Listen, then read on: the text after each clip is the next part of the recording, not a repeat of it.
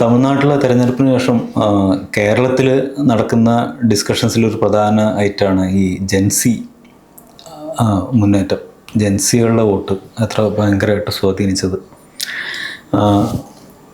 തമിഴ്നാട്ടിൽ നമ്മുടെ കേരളത്തിൽ നിന്ന് വളരെ വ്യത്യസ്തമായിട്ടുള്ള രാഷ്ട്രീയ സാഹചര്യം ആണുള്ളത്. DMK ആണെങ്കിലും ADMK ആണെങ്കിലും മറ്റേത് രാഷ്ട്രീയ കക്ഷിയാണെങ്കിലും അവിടെ ഈ സ്റ്റുഡൻസ് മൂവ്മെൻറ്റ് അങ്ങനെയുള്ള കാര്യങ്ങളൊക്കെ വളരെ എന്താ പറയുക, വളരെ ദുർബലമാണ്, നമ്മുടെ കേരളത്തിലെ പോലെയല്ല. അതുകൊണ്ട് തന്നെ ഈ ജെൻസികൾ, അപൊളിറ്റിക്കലായിട്ടുള്ള ജെൻസി തലമുറ അവിടെ ഒരു പ്രധാന വിഷയമായിട്ട് മുമ്പൊന്നും വന്നിട്ടില്ല. ഇപ്പോൾ വലിയൊരു ചർച്ചയായിരിക്കുന്നത് എങ്ങനെ ഈ ഒരു പ്രത്യേകിച്ച് ഈ മില്ലനിയൽ തലമുറയൊക്കെ പൊളിറ്റിക്കലായിട്ടുള്ള സാഹചര്യങ്ങളിലൂടെ വളർന്നു വന്ന് അവരൊരു രാഷ്ട്രീയ ആലോചനയോട് കൂടിയിട്ട് വോട്ട് കുത്തി വന്ന തലമുറ ഇപ്പോൾ ഈ ഒരു തലമുറയെ കാണുമ്പോൾ ഒരു ഞെട്ടാണ് ചെയ്യുന്നത്. ഇതെങ്ങനെ സംഭവിച്ചു എന്നുള്ളത്. അപ്പോൾ നമ്മുടെ കേരളത്തിലേക്ക് വരികയാണെങ്കിൽ ഒരു കുട്ടി വളർന്നു വരുന്നത് ഏറ്റവും പ്രധാനപ്പെട്ട നമ്മുടെ നാട്ടിലെ SFI എന്ന് പറഞ്ഞ സംഘടനയുടെ ഒരു പ്രധാന സ്വാധീനം. കോളേജസ് മുമ്പൊക്കെ ആണെങ്കിൽ എൻ്റെ തലമുറയിലാണെങ്കിൽ സ്കൂൾ രാഷ്ട്രീയം ഉണ്ടാകും. സ്കൂൾ രാഷ്ട്രീയമല്ല, പക്ഷേ സ്റ്റിൽ അത് സ്കൂൾ കഴിഞ്ഞാൽ പിന്നെ കോളേജസിലൂടെ ഇങ്ങനെ രാഷ്ട്രീയമായിട്ടല്ലാതെ ഒരാൾ വളർന്നു വരുന്നില്ല. ഒരു കുട്ടി വളർന്ന് മുഖ്യധാരയിലേക്ക് സമൂഹത്തിലേക്ക് എത്തുന്നില്ല. അത് KSU ആണെങ്കിലും SFI ആണെങ്കിലും ഏതെങ്കിലും ഒരു രാഷ്ട്രീയ കക്ഷിയിലൂടെ അല്ലാതെ വരുന്നില്ല. പിന്നെ ഇതിൽ നിന്ന് പുറത്ത് നിൽക്കുന്ന ആൾക്കാരാണെങ്കിൽ പോലും, ഈ കോളേജ് വിദ്യാഭ്യാസം അങ്ങനെയുള്ളതിന് പുറത്ത് നിൽക്കുന്ന ആൾക്കാരാണെങ്കിൽ പോലും പാർട്ടി CPMൻ്റെ കാര്യത്തിൽ ബാലസംഘം, അത് കഴിഞ്ഞാൽ SFI, അത് കഴിഞ്ഞാൽ DYFI, ആ തരത്തിലാണ് ഒരാൾ വളർന്നു വരുന്നത്. അല്ലെങ്കിൽ KSUവിലും അതുപോലെ തന്നെ അവർക്ക് അവരുടേതായിട്ടുള്ള സംവിധാനങ്ങളുണ്ട്. KSU അങ്ങനെയുള്ള സംവിധാനം, കോൺഗ്രസ്സിനും അങ്ങനെയുള്ള സംവിധാനങ്ങളുണ്ട്. ഇങ്ങനത്തെ ഒരു സ്ട്രോങ് ആയിട്ടുള്ള ഒരു കേഡർ ബേസ് സംവിധാനമൊന്നും തമിഴ്നാട്ടിൽ അത്ര വിസിബിളായിട്ട് നമുക്ക് കാണാൻ കഴിയില്ല. ഈ കോൺഗ്രസ്സും CPMും കഴിഞ്ഞാലും ഇവരുണ്ട്, നമ്മൾ പറയുന്ന RSSൻ്റെ അവർ ബാലഗോകുലും ആ തരത്തിൽ വളരെ ചെറുപ്പം മുതലേ കുട്ടികളെ ഗ്രൂം ചെയ്ത് കൊണ്ടുവരുന്നുണ്ട്. അപ്പോൾ പൊളിറ്റിക്കലല്ലാതെ കേരളത്തിൽ കുട്ടികൾ വളർന്നു വരുന്നത് വളരെ കുറവാണ്. അതുകൊണ്ട് തന്നെ നമ്മൾ ഈ റീൽസ് തലമുറ എന്ന് പറഞ്ഞിട്ട് ആക്ഷേപിക്കുന്നതിൽ തമിഴ്നാട്ടിൽ ശരിയായിരിക്കാം, പക്ഷേ കേരളത്തെ സംബന്ധിച്ച് റീൽസിൽ പോലും പൊളിറ്റിക്കലാണ്, വലിയൊരളവ് പൊളിറ്റിക്കലാണ്. അങ്ങനെ പൊളിറ്റിസൈസ് ചെയ്യപ്പെട്ടൊരു തലമുറയാണ് ആ കണ്ടന്റ് ഉണ്ടാക്കുന്നതല്ല. പക്ഷേ തമിഴ്നാട്ടിലേക്ക് വരുമ്പോൾ അതല്ല സ്ഥിതി. അവിടെ വളരെ അപൊളിറ്റിക്കലായിട്ടുള്ള സാഹചര്യമുണ്ട്. ഇത് വലിയൊരു ചർച്ചാ വിഷയമായിട്ട് മാറിയിരിക്കുകയാണ്. എന്താണ് ജിബിൻ അതേക്കുറിച്ചിട്ട് പറയാനുള്ളത്? 2026 നിയമസഭാ തെരഞ്ഞെടുപ്പിൽ തമിഴ്നാട്ടിൽ TVKയുടെ തമിഴക വെട്രി കഴകത്തിൻ്റെ ഇത്ര വലിയൊരു മുന്നേറ്റത്തിന് കാരണം വിജയ് എന്നൊരു നടൻ എന്ന ഒരേ ഒരു ഘടകമാണ്. ആ ഒരു ഘടകത്തിൽ നിന്ന് മാത്രമാണ് ഇത്രയധികം ഒരു വലിയൊരു നമ്പറിലേക്ക് അല്ലെങ്കിൽ ഒരു ഭരണം സർക്കാർ ഉണ്ടാക്കാൻ പറ്റുന്ന ഒരു സംഖ്യയെ അടുത്തേക്ക് TVK എത്തിക്കാനുള്ള കാരണം വെച്ചാൽ വിജയുടെ സാന്നിധ്യമാണ്. നമ്മൾ ഈ TVKയുടെ കാര്യം പറയുമ്പോൾ TVK എന്ന് പറയുന്നത് വിജയുടെ ഫാൻസ് അസോസിയേഷനായ മക്കൾ ഇയക്കം എന്നുള്ളൊരു കൂട്ടായ്മ പിന്നീട് രാഷ്ട്രീയ പാർട്ടിയായി മാറുന്നു. അത് TVK എന്ന പേര് സ്വീകരിക്കുന്നു. അങ്ങനെയാണ് ഇത് സംഘടന രൂപീകരിക്കുന്നത്. അതായത് ഇപ്പോൾ ഏറ്റവും അവസാനത്തെ ഒരു കണക്ക് പ്രകാരം ഈ TVKയുടെ ഒരു അംഗസംഖ്യ എന്ന് പറയുന്നത് ഏറെക്കുറെ 2.5 കോടിയോളം വരുന്നുണ്ട്. അത് വിജയ് രാഷ്ട്രീയം പ്രഖ്യാപിച്ച് അദ്ദേഹം സിനിമ വിടുന്നു, സിനിമയിൽ നിന്ന് മാറിയിട്ട് രാഷ്ട്രീയത്തിലേക്ക് മൊത്തത്തിൽ ഞാൻ മാറുന്നു എന്നുള്ള ഒരു പ്രഖ്യാപനത്തിന് ശേഷമാണ് ഏകദേശം ഈ നമ്പറിൽ വ്യത്യാസം വരുന്നത്. അതുവരെ നമ്മൾ കേട്ടിരുന്ന ഈ മക്കൾ ഇയക്കം എന്നുള്ളൊരു അദ്ദേഹത്തിൻ്റെ ഒരു ഫാൻസ് അസോസിയേഷനും ക്ലബ്ബുകളും അങ്ങനെയുള്ളതൊക്കെ പെട്ടെന്ന് ഒരു പാർട്ടിയുടെ രൂപത്തിലേക്ക് മാറുമ്പോൾ, അല്ല ഇപ്പോൾ പാർട്ടിയുടെ രൂപത്തിലായെന്നൊക്കെ പറയാൻ പറ്റില്ല, ഒരു കൂട്ടായ്മയിലേക്ക് മാറുമ്പോഴാണ് ഈ 2.5 കോടിയിലധികം ഒരു അംഗസംഖ്യയുള്ളൊരു കൂട്ടായ്മയായിട്ട് അവരത് മാറുന്നത്. ഇപ്പോൾ നിലവിൽ ഏകദേശം അതിന് 2.5 ലക്ഷത്തോളം, അതായത് ഒരു 3 ലക്ഷം അടുത്ത് ഭാരവാഹികളുണ്ടെന്നാണ് പറയുന്നത്. അതുപോലെ തന്നെ പറയുന്നതിന് 69,000 സംതിങ്ങിന് ബൂത്ത് ഏജന്റുമാരും ഉണ്ടെന്ന് ഇവർ അവകാശപ്പെടുന്നുണ്ട്. അത്രത്തോളം ഈ വളരെ ചുരുങ്ങിയ കാലം കൊണ്ടാണ് ഈ TVKയിൽ ഒരു മാറ്റം സംഭവിക്കുന്നത്, വളർച്ച ഉണ്ടാകുന്നത്. അതിൻ്റെ എല്ലാ ഒരു ബേസ് എന്ന് പറയുന്നത് വിജയ് എന്നൊരു താരം തന്നെയാണ്. അവിടുന്നാണ് ഇങ്ങോട്ട് എത്തുന്നത്. നമ്മൾ കഴിഞ്ഞ ദിവസത്തെ ചർച്ചകളിലൊക്കെ പറഞ്ഞിട്ടുണ്ട്, തമിഴ്നാട്ടിലെ ഒരു സിനിമയുമായിട്ട് ബന്ധപ്പെട്ട് പല കാര്യങ്ങളും പറഞ്ഞിട്ടുണ്ട്. തമിഴിലെ സിനിമയിൽ വിജയ് ഉണ്ടാക്കുന്ന ഒരു ഇമ്പാക്റ്റ് മറ്റൊരു നടന്മാർക്കും ഉണ്ടാക്കാൻ പറ്റിയിട്ടില്ല ഈ സമീപകാലത്തായിട്ട്. പൊതുവെ മലയാളികൾ വിചാരിക്കും കമൽഹാസനാണ് ബെസ്റ്റ്, രജനീകാന്താണ് ബെസ്റ്റ്, അല്ലെങ്കിൽ അജിത്താണ് ബെസ്റ്റ് എന്ന് പറയും. പക്ഷെ നമ്മുടെ അവിടുത്തെ ഒരു ഗ്രാഫ് നോക്കുമ്പോൾ വിജയുടെ ഗ്രാഫാണ് ഏറ്റവും ടോപ്പ്. വിജയ്ക്ക് താഴെയാണ് ഈ രജനീകാന്ത് അടക്കമുള്ള താരങ്ങൾ. അത് നമ്മൾ മുമ്പ് പല ചർച്ചകളിലും പറഞ്ഞിട്ടുണ്ട്. ഇപ്പം അതുപോലെ തന്നെയാണ് വിജയുടെ ഈ രാഷ്ട്രീയത്തിലേക്ക് അദ്ദേഹം വന്നപ്പോൾ അദ്ദേഹത്തിനുണ്ടായ രാഷ്ട്രീയ വളർച്ചയുടെ ഗ്രാഫും അവിടെ നിന്നാണ്. അതായത് അദ്ദേഹത്തിൻ്റെ ഓഡിയൻസും അദ്ദേഹത്തെ കേൾക്കാൻ ഇഷ്ടപ്പെടുന്നവരും കാണാൻ ഇഷ്ടപ്പെടുന്നവരും എല്ലാവരും യുവാക്കളും വിദ്യാർത്ഥികളും ഈ ജെൻസി കുട്ടികളുമായിട്ടുള്ളവരാണ്.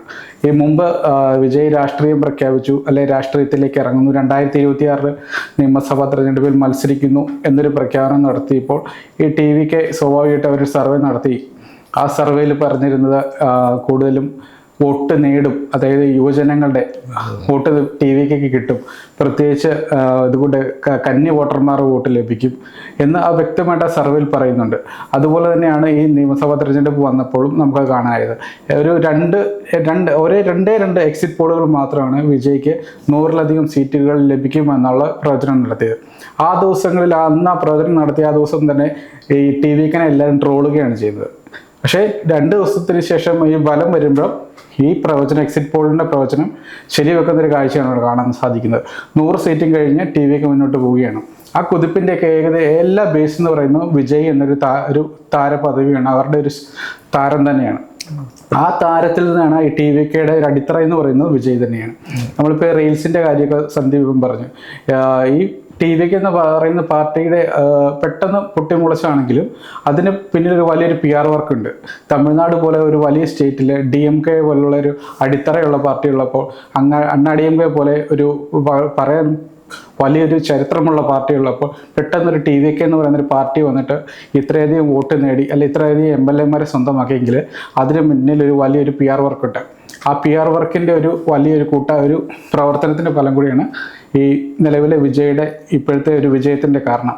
അവർ സോഷ്യൽ മീഡിയ നന്നായിട്ട് ഉപയോഗിച്ചിട്ടുണ്ട്. തമിഴ്നാട്ടിൽ ആ സോഷ്യൽ മീഡിയ ഉപയോഗം ഒരു പരിധിവരെ മലയാളികളെക്കാളും കൂടുതലായിരിക്കാം. കാരണം പെട്ടെന്ന് ഇൻഫ്ലുവൻസ് ചെയ്യുന്ന ആൾക്കാരാണ് ഈ തമിഴന്മാരെ. നമ്മളിപ്പോഴും പറയുന്നുണ്ട് അവർ വികാരങ്ങൾക്ക് അടിമപ്പെടുന്ന ആൾക്കാരാണ്. പെട്ടെന്ന് വികാരങ്ങൾ ഉണ്ടാവും.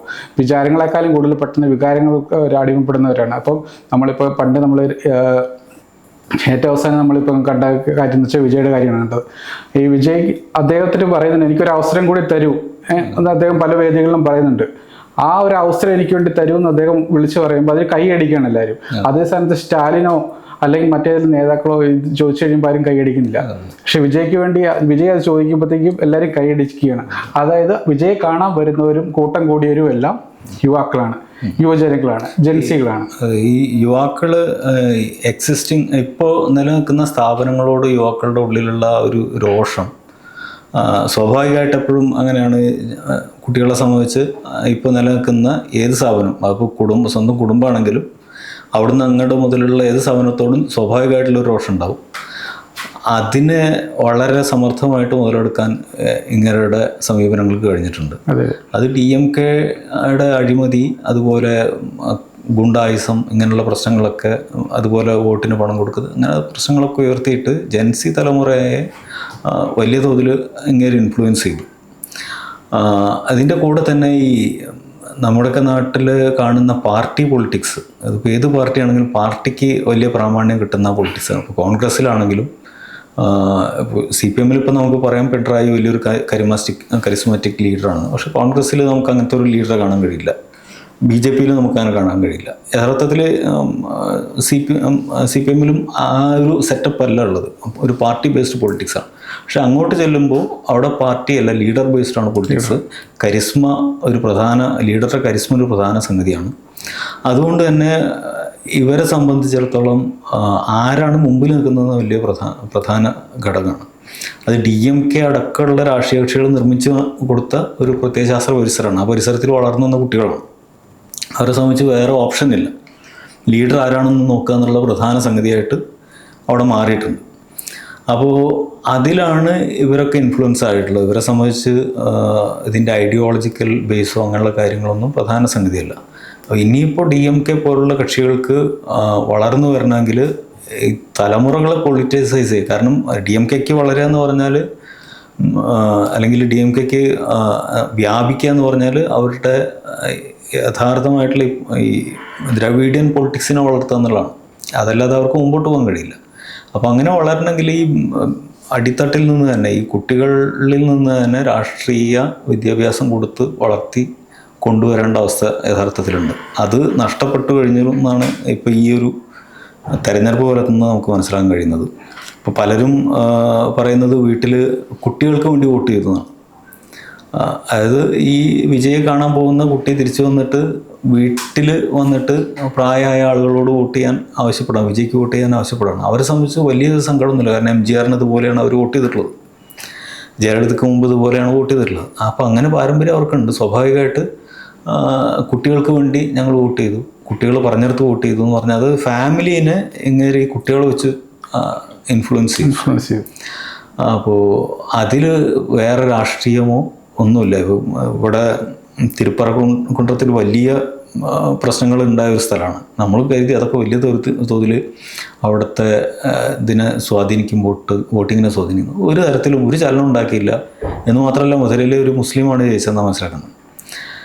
അപ്പോൾ ഇതിനകത്ത് ഉള്ള വലിയൊരു അപകടം എന്താ വെച്ചാൽ ഒരു പൊളിറ്റിക്സും അവിടെ വർക്കായില്ല എന്നുള്ളത്. അത് ദ്രവിഡിയൻ പൊളിറ്റിക്സും വർക്കായില്ല, വർഗീയ രാഷ്ട്രീയവും വർക്കായില്ല, പൊളിറ്റിക്സേ വർക്കായിട്ടില്ല.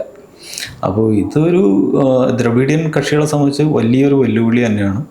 ഭാവിയിൽ ഇനി വരുന്ന തലമുറകളെ ഏത് തരത്തിൽ ഗ്രൂം ചെയ്ത് കൊണ്ടുവരണം എന്നത് സംബന്ധിച്ചുള്ള ശക്തമായിട്ടുള്ള ആലോചനകൾക്കുള്ളൊരു വേദി കൂടിയാണ് ഈ ഫലം എന്നാണ് കരുതേണ്ടത്. ഇപ്പോൾ സന്ദീപം പറഞ്ഞ പോലെ തമിഴ്നാട്ടിൽ ഇപ്പം കേരളം പോലെയല്ല, തമിഴ്നാട്ടിൽ ഇപ്പോൾ ഒരു മുന്നിൽ നിൽക്കുന്ന വ്യക്തിയെ നോക്കി അല്ലെങ്കിൽ ആ ലീഡറെ നോക്കിയാണ് അവിടുത്തെ ഒരു രാഷ്ട്രീയ വളർച്ച എന്ന് പറയുന്നുണ്ട്. പക്ഷെ നമുക്ക് ഏകദേശം നമുക്ക് പറയാൻ പറ്റും, വിജയ്ക്കായിട്ട് 85,000-ഓളം ഫാൻസ് അസോസിയേഷനുകളുണ്ടായിരുന്നു തമിഴ്നാട്ടിലുടനീളം. അദ്ദേഹം അതിനെ വ്യക്തമായ പ്ലാനോടുകൂടി അതിനെ TVKയുടെ ഭാഗമാക്കി മാറ്റുന്നുണ്ട്. അതായത് ഈ ഫാൻസ് ക്ലബിനെ ഏറെക്കുറെ ഇങ്ങോട്ട് രാഷ്ട്രീയ ഒരു പാർട്ടിയാക്കി മാറ്റാൻ വേണ്ടി അദ്ദേഹം വർഷങ്ങൾക്ക് മുമ്പ് തന്നെ പണി ആരംഭിച്ചിട്ടുണ്ട്. അതുപോലെ തന്നെ നമ്മൾ വേറെ നോക്കി കാണേണ്ട ഒരു കാര്യം എന്ന് പറഞ്ഞു കഴിഞ്ഞാൽ, ഈ തവണത്തെ ഒരു ഇത് വന്നപ്പോൾ മാനിഫെസ്റ്റോ TVK പുറത്തിറക്കുന്നുണ്ട് തെരഞ്ഞെടുപ്പിനോട് ബന്ധിച്ച്. അതിനകത്ത് പറയുന്ന കുറച്ചുണ്ട്. LPG സിലിണ്ടർ വാഗ്ദാനം ചെയ്യുന്നുണ്ട്, തൊഴിലില്ലാത്തവർക്ക് തൊഴിൽ വാഗ്ദാനം ചെയ്യുന്നുണ്ട്, കുട്ടികൾക്ക് വിദ്യാർത്ഥികൾക്ക് പ്രത്യേക സ്റ്റൈപ്പൻഡ് വാഗ്ദാനം ചെയ്യുന്നുണ്ട്, അതുപോലെ IT ആയിട്ട് ബന്ധപ്പെട്ട് അവർക്ക് പ്രത്യേക അലവൻസും കാര്യങ്ങളൊക്കെ വാഗ്ദാനം, അങ്ങനെ കുറേ നിരവധി പട്ടികയുണ്ട്. അതെല്ലാം യുവജനങ്ങളെ ബേസ് ചെയ്തുള്ളതാണ്, കുട്ടികളെയാണ് ഫോക്കസ് ചെയ്യുന്നത്. അതായത് ഒരു 20 വയസ്സ് മുതൽ അല്ലെങ്കിൽ സ്കൂളിൽ ഒരു കോളേജിലേക്ക് എത്തുന്ന കുട്ടികളെ തൊട്ട് ഏറെ ഒരു 40 വയസ്സ് വരെയുള്ളവരെ അട്രാക്റ്റ് ചെയ്യുന്ന കാര്യങ്ങളാണ് അദ്ദേഹത്തിൻ്റെ മാനിഫെസ്റ്റോയിലെല്ലാം ഉള്ളത്. അത് പ്രത്യേകിച്ചും അവിടെ അദ്ദേഹത്തിന് വലിയൊരു നേട്ടമായിട്ടുണ്ട്. അതുമായി ബന്ധപ്പെട്ട് അദ്ദേഹം നല്ല രീതിയിൽ പ്രചാരണം നടത്തിയിട്ടുണ്ട്. ജനങ്ങളിലേക്ക് ഇറങ്ങിച്ചെന്ന് പ്രചാരണം നടത്താൻ മാത്രം വിജയെ കൊണ്ട് പറ്റില്ല. അദ്ദേഹത്തിന് ഒരാൾക്കൂട്ടം കൂടുന്നിടത്ത് ഒരു പ്രതീക്ഷിക്കുന്നതിനേക്കാൾ 100 ഇരട്ടി ആൾ കൂടും. അപ്പോഴത്തേക്ക് അദ്ദേഹത്തിന് ഇപ്പം നമുക്കിവിടെ പിണറായി വിജയൻ വന്ന് പ്രസംഗിക്കുന്ന പോലെ, VD സതീശൻ വന്ന് പ്രസംഗിക്കുന്ന പോലെ, അല്ലേ പോട്ടെ രാഹുൽ ഗാന്ധി വന്ന് പ്രസംഗിക്കുന്ന പോലെയല്ല. അവിടെ വിജയ് വന്ന് പ്രസംഗിക്കുന്ന ഒരു സ്ഥലം, ഒരു വേദി നിശ്ചയിച്ച് കഴിഞ്ഞാൽ അവിടെ ഉണ്ടാകുന്ന ഒരു അപകടം ഉണ്ടാകാനുള്ള സാധ്യത വളരെ കൂടുതലാണ്. അങ്ങനെ ഒരു സാധ്യത നമ്മൾ കണ്ടു കഴിഞ്ഞു. അപ്പോൾ അവർക്ക് അവിടെ ഉപയോഗിക്കാൻ പറ്റുന്ന ഒരു ടൂൾ എന്ന് പറയുന്നത് സോഷ്യൽ മീഡിയ ഉപയോഗിക്കുക എന്നുള്ളതാണ്. സോഷ്യൽ മീഡിയനെ ഒരു പ്രചാരണ ആയുധമാക്കി ഉപയോഗിക്കുക എന്നുള്ളതാണ്. ആ കാര്യത്തിലാണ് അവർ TVK വിജയിച്ചിട്ടുള്ളത്. TVK എന്ന് പറയുമ്പോൾ ഈ TVKയുടെ പ്രവർത്തനത്തിൻ്റെ ഏറ്റവും വലിയൊരു ഭാഗം പ്രവർത്തനം ഏകോപിപ്പിച്ചത് അവരുടെ PR ടീമുകളാണ്, വിജയ്ക്ക് വേണ്ടി പ്രവർത്തിച്ച ടീമുകളാണ്. കാരണം വെച്ച് കഴിഞ്ഞാൽ ഇത്തിരി തമിഴ്നാട് പോലെ എല്ലാ വലിയ സ്റ്റേറ്റിലെ എല്ലായിടത്തും പോയി വിജയ് പ്രചാരണം നയിച്ചിട്ടില്ല. പ്രചാരണം നടത്താൻ വേണ്ടിയിട്ടുള്ളൊരു അടിത്തറ ആ പാർട്ടിക്കില്ല. 2ാം നിര നേതാക്കളില്ല, 3ാം നിര നേതാക്കളില്ല. ഈ തമിഴ്നാട് പോലുള്ള ഒരു വലിയൊരു സംസ്ഥാനത്ത് അതിൻ്റെ എല്ലാ കോണുകളിലും പ്രവർത്തിക്കാനുള്ള ഒരു പാർട്ടി സംവിധാനങ്ങളോ കൂട്ടായ്മകളോ യൂണിറ്റുകളോ ഒന്നുമില്ല. അവിടെ എല്ലാം ഒരു ആയുധമാക്കി അല്ലെങ്കിൽ വിജയ് എന്നൊരു നേതാവിനെ അല്ലെങ്കിൽ വിജയ് എന്നൊരു താരത്തെ മുൻനിർത്തി പ്രവർത്തിക്കുമ്പോൾ അവർ സ്വാഭാവികമായിട്ട് ഉപയോഗിച്ചൊരു തന്ത്രം എന്ന് പറഞ്ഞാൽ PR വർക്കാണ്, സോഷ്യൽ മീഡിയയാണ്. അത് വളരെ ബുദ്ധിപൂർവ്വം വിജയ് ഉപയോഗിക്കുന്നുണ്ട്, വിജയുടെ ടീം ഉപയോഗിക്കുന്നുണ്ട്. അവിടെയാണ് അവർ വിജയം കാണുന്നത്. ആ വിജയത്തിലൂടെ അവർ നോട്ടമിട്ടത് യുവാക്കളെയാണ്, യുവജനങ്ങളെയാണ്, ജൻസികളെയാണ്, പുതിയ വോട്ടർമാരെയാണ്. അവിടെയെല്ലാം ഇവരെ ഏകോപിപ്പിക്കാനും സ്വന്തമാക്കാനും വിജയ്ക്ക് സാധിച്ചിട്ടുണ്ട്. അവിടെ നമ്മളിപ്പോൾ മുമ്പ് സന്ദീപ് പറഞ്ഞ പോലെ തിരിച്ചടിയേറ്റത് തമിഴ്നാടിൻ്റെ ഹൃദയം അറിയാവുന്ന ഈ ദ്രാവിഡ പാർട്ടികൾക്കാണ്, അണ്ണാ DMKയ്ക്കും DMKയ്ക്കും പോലുള്ള പാർട്ടികൾക്കാണ്. ഈ നിലവിലത്തെ സാഹചര്യത്തിൽ ഒരു തിരിച്ചുവരവ് ഭയങ്കര അപകടമുണ്ടാക്കുന്ന അവർക്കൊരു വെല്ലുവിളിയാണ്. അവരിപ്പോൾ പറയുന്നത്, ഇപ്പോൾ ഒരു റിപ്പോർട്ടുണ്ട്, ADMKയും DMKയും കൂടെ ഒന്നിച്ച് നിൽക്കുമെന്നുള്ളത്. അങ്ങനെ ഒരു സാഹചര്യം ഉണ്ടായിക്കഴിഞ്ഞാൽ രാജിവെക്കുമെന്നാണ് TVK നേതാവായിട്ടുള്ള വിജയുടെ പ്രഖ്യാപനം. പക്ഷെ അതുപോലും ഈ DMKയ്ക്ക് ഭയപ്പെടുന്നുണ്ട്. കാരണം വെച്ചാൽ വിജയ് ഇപ്പോൾ രാജിവെച്ച് കഴിഞ്ഞാൽ വീണ്ടും ഇലക്ഷനിലോട്ട് വന്നു കഴിഞ്ഞാൽ വിജയ്ക്ക് സഹതാപതരംഗം കിട്ടും. സഹതാപതരംഗം കിട്ടിക്കഴിഞ്ഞാൽ സ്വാഭാവികമായിട്ടും ഇപ്പോൾ 118 എന്നുള്ളവർ ഭരിക്കാൻ വേണ്ടിയുള്ള ഭൂരിപക്ഷത്തിനേക്കാളും കൂടുതലൊരു വലിയ നേട്ടത്തിലേക്ക് വിജയ് എത്തും. ആ ഒരു സാഹചര്യം കൂടെ DMK ഭയപ്പെടുന്നുണ്ട്. ഇന്നലെയോ മറ്റോ വിജയ് ഇതുപോലെ തന്നെ ഇടതു പാർട്ടികളുമായിട്ട് കൂടിക്കാഴ്ച നടത്തുന്നുണ്ട്. അതിനകത്ത് ഈ കാര്യം പറയുന്നുണ്ട്, അണ്ണാ DMK സമീപിച്ചെന്ന് പറയുന്നുണ്ട് ഒരുമിച്ച് നിൽക്കാൻ വേണ്ടിയിട്ട്, തെരഞ്ഞെടുപ്പ് വിജയെ ഭരണത്തിൽ നിന്ന് മാറ്റി നിർത്താൻ വേണ്ടി. അപ്പോഴും സ്റ്റാലിനോട് ബുദ്ധിപൂർവ്വം തീരുമാനം എടുക്കുന്നുണ്ട്. അങ്ങനെ ഒരു സാഹചര്യം ഉണ്ടായാൽ വീണ്ടും തെരഞ്ഞെടുപ്പിലേക്ക് വന്നു കഴിഞ്ഞാൽ TVK എല്ലാവരും രാജിവെച്ച് കഴിഞ്ഞാൽ തെരഞ്ഞെടുപ്പ് വിജയ്ക്ക് വലിയൊരു ഭൂരിപക്ഷത്തിലേക്ക് വീണ്ടും സർക്കാർ ഉണ്ടാക്കാൻ പറ്റും. അങ്ങനെ ഉണ്ടായാൽ ഏറെക്കുറെ 15 വർഷത്തേക്ക് ഒരു 3 ടേമിലും വിജയ് തമിഴ്നാട് ഭരിക്കുമെന്നാണ് അവരുടെ വിലയിരുത്തൽ. അങ്ങനെ ഒരു സാഹചര്യം ഉള്ളപ്പോൾ അത് വലിയ റിസ്ക് എലമെൻ്റാണ്. അങ്ങനെ ഒരു സാഹചര്യം ഒഴിവാക്കാൻ വേണ്ടിയിട്ട് ആഴ്ചയിലും DMK കൂട്ടി നിൽക്കില്ല. അപ്പോൾ സ്വാഭാവികമായിട്ടും ഇപ്പോഴത്തെ രീതിയിൽ വിജയുടെ സർക്കാർ എത്ര ബലവത്തായിട്ട് മുന്നോട്ട് പോകുന്നുണ്ട് എന്ന് വിലയിരുത്തിയിട്ട് ശേഷം ഒരു തീരുമാനത്തിലേക്ക് പോകാൻ മാത്രമായിരിക്കും DMK ശ്രമിക്കുക.